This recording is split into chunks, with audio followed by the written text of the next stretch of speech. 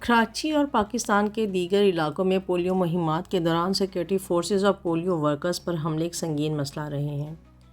1990 کی دہائی سے اب تک پاکستان میں پولیو ٹیموں اور ان کی حفاظت پر مامور سیکورٹی اہلکاروں پر متعدد حملے ہو چکے ہیں، جن میں مجموعی طور پر 200 سے زائد افراد ہلاک ہو چکے ہیں۔ اپریل 2016 میں کراچی میں 2 مختلف حملوں میں 7 پولیس اہلکار ہلاک ہوئے، جن میں سے 3 پولیو ٹیموں کی حفاظت پر مامور تھے۔ جنوری 2016 میں کوئٹہ میں ایک خودکش حملے میں 15 افراد ہلاک ہوئے، جن میں 13 پولیس اہلکار شامل تھے۔